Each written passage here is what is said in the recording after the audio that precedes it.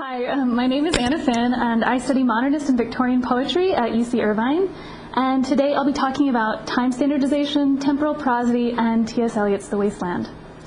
So I actually began this project by thinking about the huge number of rail crashes that occurred in the latter half of the 19th century.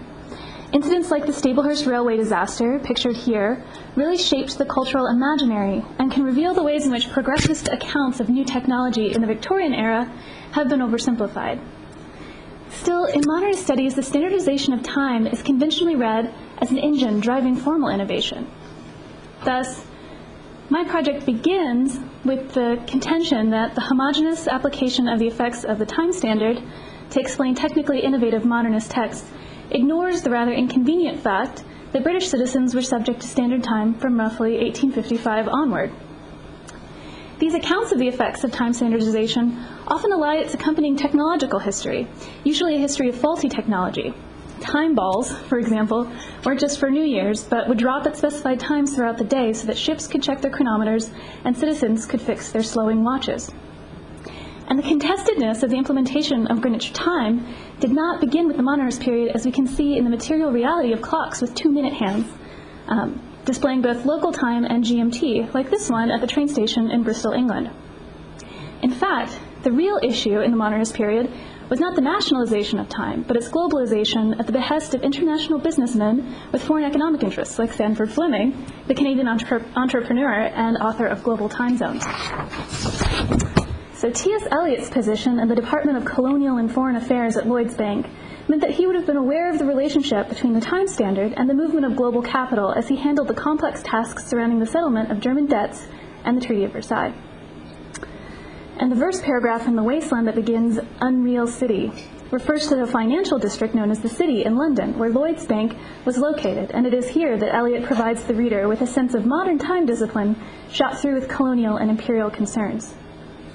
This passage is one of the more metrical sections of The Wasteland, as it inaugurates almost 17 lines of rough iambic pentameter. It is also an instance in which Eliot's meter draws attention to itself in explicitly temporal terms. I'd like to focus on the lines about St. Mary Woolnoth, which was a neoclassical structure built in the early 17th century, long before the city had been emptied of its inhabitants and the churches of their parishioners, through a series of infrastructural changes at the turn of the 19th century. Importantly, it was listed in the pamphlet, the proposed demolition of 19 city churches, a proposal which Eliot opposed on the grounds of tradition and which he explicitly references in his note for St. Magnus Martyr in a later section of the poem. But St. Mary Woolnoth is also a site of modern temporal control, given Eliot's 1923 letter to a friend asking, "Could you manage to fetch me at 12 at my office? We could lunch nearby. I only have 1 hour," and would save time. Eliot then directs his friend to meet him at the information department, opposite the clock of St. Mary Woolnoth. The lines describing the church formally enact this ambivalence.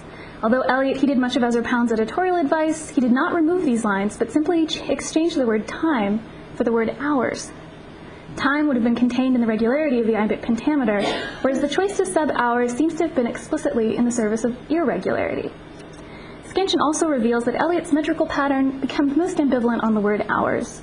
A prosodist can choose to elide a syllable and maintain the meter, the repetition of discrete, identical units, and contain a content word that itself describes such discrete, identical units.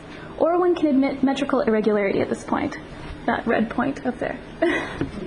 Neither decision is entirely comfortable. Neither stands out as emphatically right. Instead, a prosodic reading of the lines must account for this point of decision. I would argue that this is a moment in which Eliot is dramatizing his ambivalence to the constraint of time discipline through the depiction of an ambivalently realized received meter. In the content and metrical placement of the word hours, we have both a reference to the temporal synchronization of the city and an invocation of what Eliot perceived as long poetic tradition. Now, there's nothing novel about claiming that Eliot's use of form is ambivalent, but it is important to identify the verse cultures that license Eliot's temporal allegorization of meter. This, combined with a sense of the particular time consciousness out of which The Wasteland was written, helps to dehomogenize the blanket use of standard time as an explanatory model for modernist innovation, in favor of accounts which engage with the particular histories and inheritances that inform literary production. So thank you very much. If you have any lingering questions, you can email me, Afin. I didn't make it small on purpose so you wouldn't, so feel free. Thank you.